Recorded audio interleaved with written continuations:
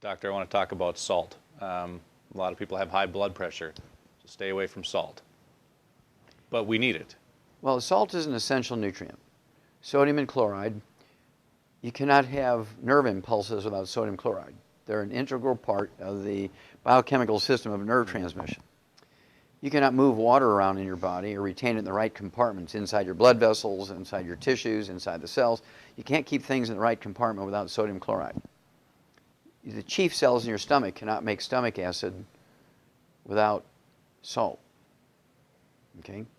Salt is the raw material. Sodium chloride is the raw material to make hydrochloric acid in your stomach.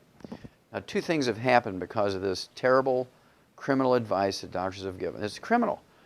Anybody else do this to the American people, they'd be put in jail for life. Some of them would be executed because of the number of people who are killed over this, right? Salt is required to make stomach acid. You don't have enough stomach acid, you get reflux, incorrectly called acid reflux. It's reflux. Reflux is caused by insufficient amounts of stomach acid, not too much stomach acid. So doctors have even named it the wrong thing, right? And basically, you get reflux when you don't have enough stomach acid to keep your stomach environment sterile. So yeast begin to grow in there, so you eat carbohydrates and sugar. They ferment that, produce gas. Heartburn, pressure, reflux. Because you have all these things growing in your stomach.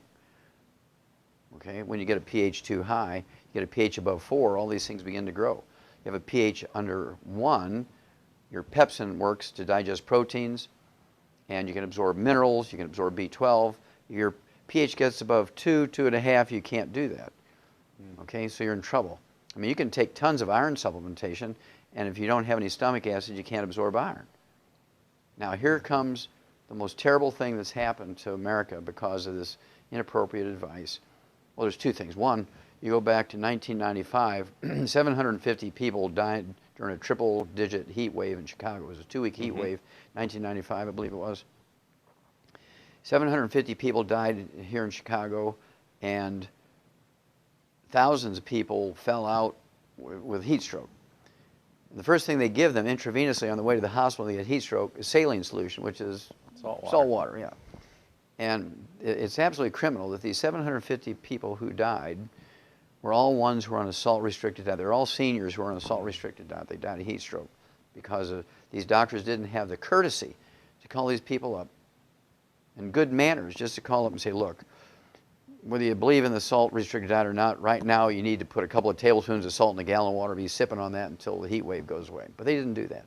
And so all those people who died of heat stroke, who were under the care of doctors who were on a restricted salt diet, those doctors should be put in jail, okay, for almost like the same thing as vehicular homicide, the same type of thing as manslaughter, right, type of thing.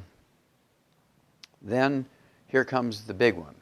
Right now, on the average, this is a Mayo Clinic study, came out in 2009. They said that as many as 30%, 30 people out of 100 in America now have celiac disease and have trouble absorbing nutrients, and as a result, there's people with 25 legitimately diagnosed diseases, which are all nutritional deficiency diseases. They're going to 18 different specialists for all this. And they're paying, tens of thousands of dollars a day to deal with this, and it's simply a gluten intolerance, and their intestines are damaged, they can't absorb nutrients. Well, when you can't digest wheat, barley, rye, and oat glutens, and you absorb these big chunks of what's called polypeptides, your body recognizes and it sets up an intolerance to those partially digested proteins. You get gluten intolerance, you get celiac disease, irritable bowel syndrome, inflammatory bowel disease, diverticulitis, ulcerative colitis, Crohn's disease. The doctor's approach to these diseases are cut your intestines out. I can't understand how you have a malabsorption problem, they want to cut your intestines out. That's really dumb. But at any rate, because they have you on a salt-restricted diet, you cannot make stomach acid, so your pepsin won't work, and you cannot digest proteins, including the protein of wheat, barley, rye, and oats. Now, again, there's a big research project come out in 2009 that said, it used to be people got celiac disease when they were kids. And if you recognize it, you can save them from all these terrible diseases because you can get them off of gluten and they'd be fine.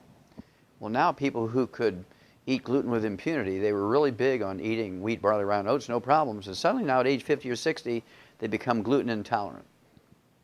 Well, that's because over the years on a salt-restricted diet, they couldn't digest wheat, barley, rye, and oat glutens down to their simplest amino acids.